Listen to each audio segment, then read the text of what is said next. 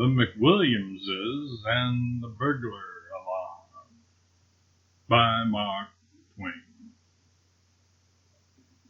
The conversation drifted smoothly and pleasantly along, from weather to crops, from crops to literature, from literature to scandal, from scandal to religion, then took a random jump and landed on the subject of burglar alarms. And now, for the first time, Mr. McWilliams showed feeling. Whenever I perceive this sign on this man's dial, I comprehend it and lapse into silence and give him opportunity to unload his heart. Said he, with but ill-controlled emotion, "I do not go 1 single cent on burglar alarms, Mr. Twain, not a single cent, and I will tell you why. When we were finishing our house, we found we had a little cash left over on account of the plumber not knowing it.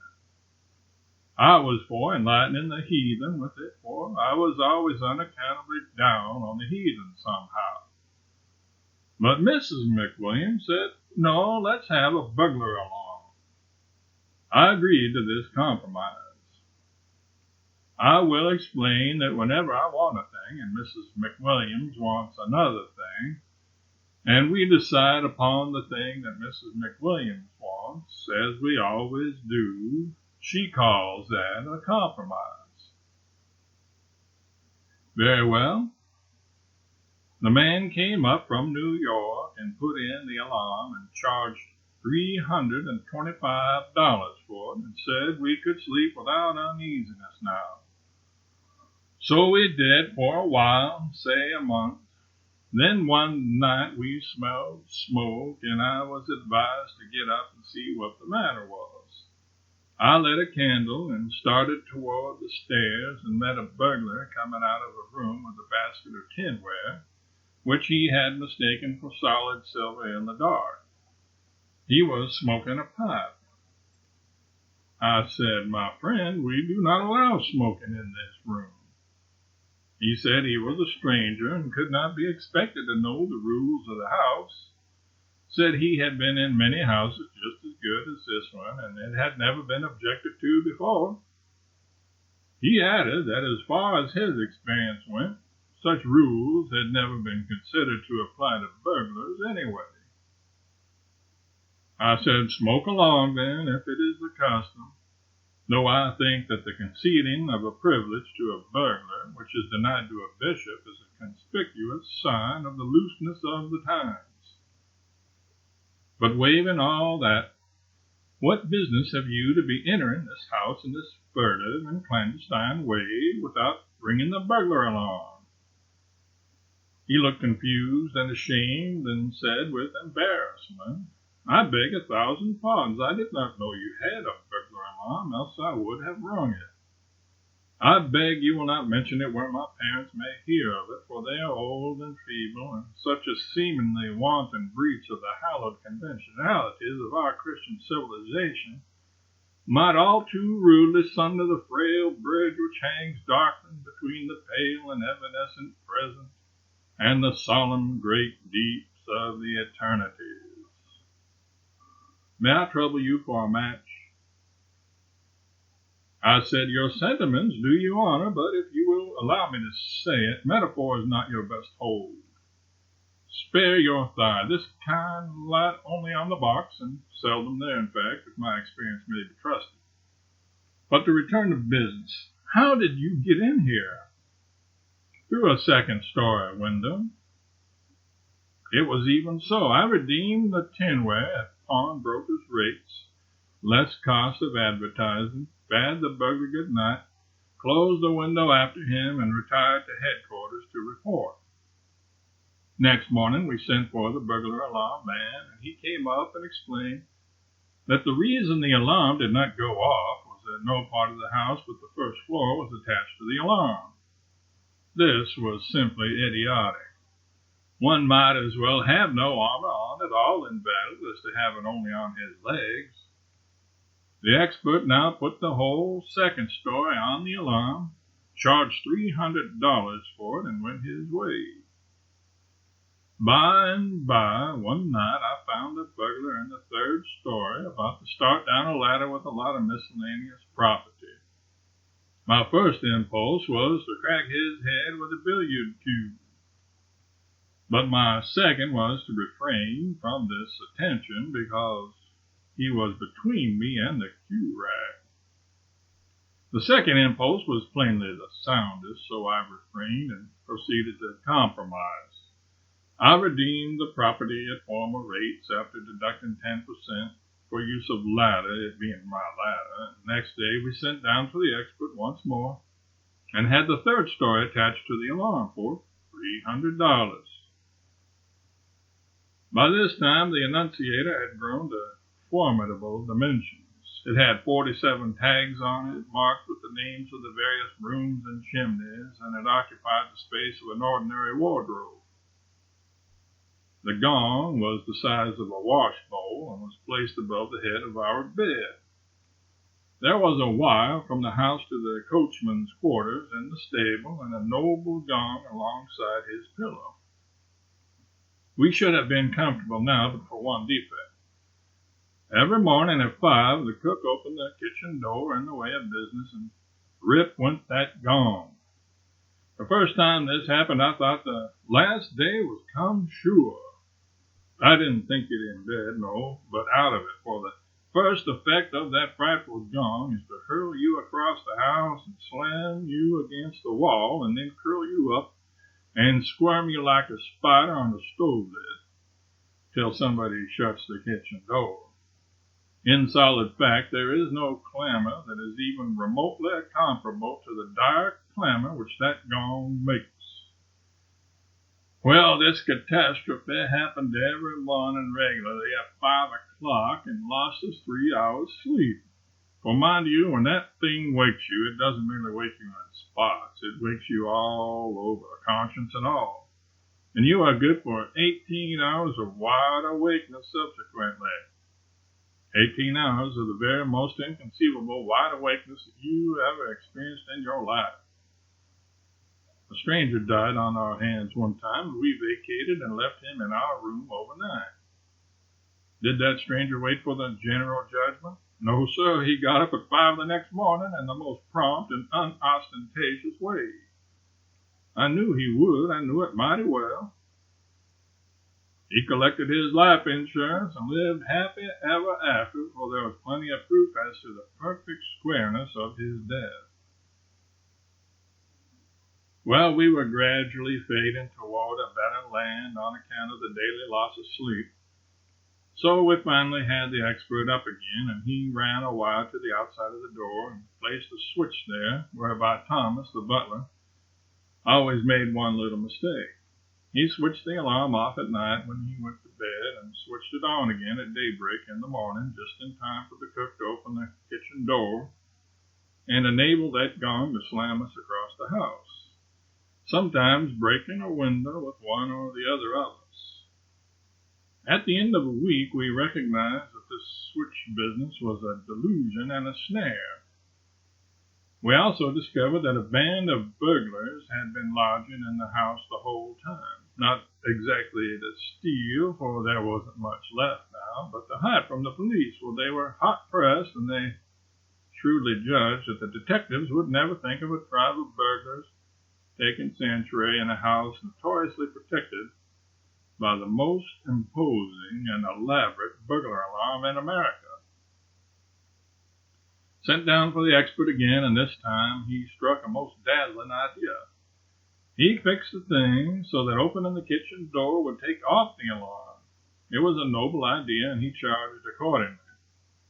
But you already foresee the result. I switched on the alarm every night at bedtime, no longer trusting on Tom's frail memory, and as soon as the lights were out, the burglars walked in at the kitchen door, thus taking the alarm off without waiting for the cook to do it in the morning.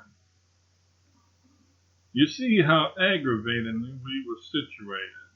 For months we couldn't have any company, not a spare bed in the house, all occupied by burglars. Finally, I got up a cure of my own. The expert answered the call and ran another ground wire to the stable and established a switch there so that the coachman could put on and take off the alarm. That worked first rate, and a season of peace ensued, during which we got to invite company once more and enjoy life. But by and by, the irrepressible alarm invented a new kink.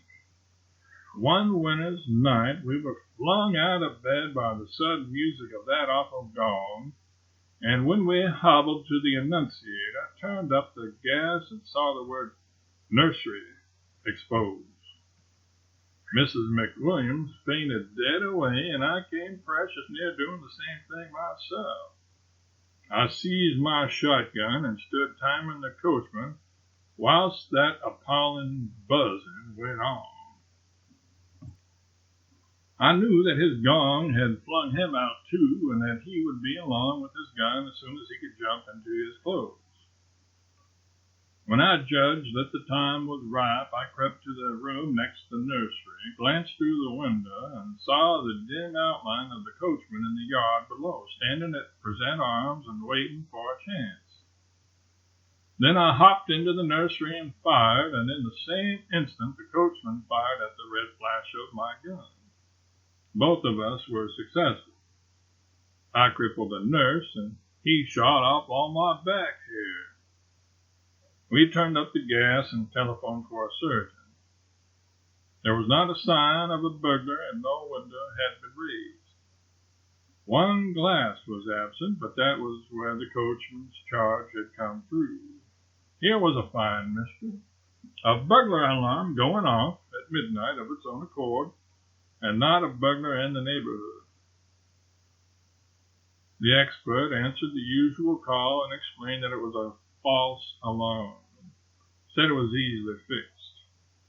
So he overhauled the nursery window, charged a remunerative figure for it, and departed. What we suffered from false alarms for the next 3 years, no stylographic pen can describe. During the next 3 months, I always flew with my gun to the room indicated, and the coachman always sallied forth with his battery to support me. But there was never anything to shoot at. Windows all tied and secure. We always sent down for the expert next day, and he fixed those particular windows so they would keep quiet a week or so, and always remembered to send us a bill about like this. Wire, $2.15. Nipple, 75 cents. 2 hours labor, $1.50. Wax, 47 cents. Tape, 34 cents. Screws, 15 cents. Recharging battery, 98 cents. 3 hours labor, $2.25. String, 2 cents. Lard, 66 cents. Pond's extract, $1.25. Springs at 50, $2. Railroad fares, $7.25. At length, a perfectly natural thing came about. After we had answered 300 or 400 false alarms, to wit, we stopped answering them. Yes, I simply rose up calmly when slammed across the house by the alarm, calmly inspected the annunciator, took note of the room indicated, and then calmly disconnected that room from the alarm and went back to bed as if nothing had happened. Moreover, I left that room off permanently and did not send for the expert. Well, it goes without saying that in the course of time all the rooms were taken off and the entire machine was out of service. It was at this unprotected time that the heaviest calamity of all happened. The burglars walked in one night and carried off the burglar alarm. Yes, sir, every hide and hair of it, ripped it out tooth and nail, springs, bells, gongs, battery, and all. They took 150 miles of copper wire. They just cleaned her out bag and baggage and never left us a vestige of her to swear by. We had a time of it to get her back, but we accomplished it finally for money. The alarm firm said that what we needed now was to have her put in right, with their new patent springs in the windows to make false alarms impossible, and their new patent clock attached to take off and put on the alarm morning and night without human assistance. That seemed a good scheme.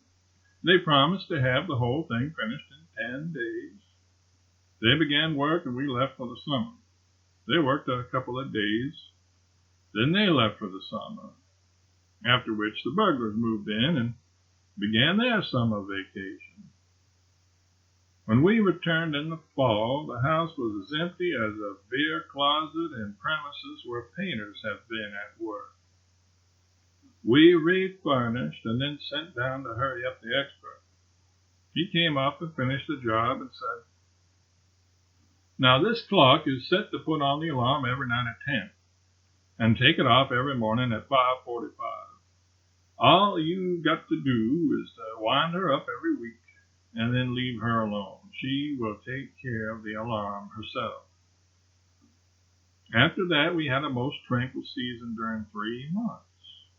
The bill was prodigious, of course, and I had said I would not pay it until the new machinery had proved itself to be flawless. The time stipulated was 3 months, so I paid the bill. And the very next day, the alarm went to buzzing like 10,000 bee swarms at 10 o'clock in the morning. I turned the hands around 12 hours according to instructions, and this took off the alarm. But there was another hitch at night, and I had to set her ahead 12 hours once more to get her to put the alarm on again. That sort of nonsense went on a week or two. Then the expert came up and put in a new clock. He came up every 3 months during the next 3 years and put in a new clock. But it was always a failure. His clocks all had the same perverse defect. They would put the alarm on in the daytime, and they would not put it on at night. And if you forced it on yourself, they would take it off again the minute your back was turned. Now there is the history of that burglar alarm. Everything just as it happened. Nothing extenuated and not set down in malice. Yes, sir, and when I had slept 9 years with burglars and maintained an expensive burglar alarm the whole time, for their protection, not mine, and at my sole cost, for not a damn cent could I ever get them to contribute, I just said to Mrs. McWilliams that I had had enough of that kind of pie. So, with her full consent, I took the whole thing out and traded it off for a dog and shot the dog.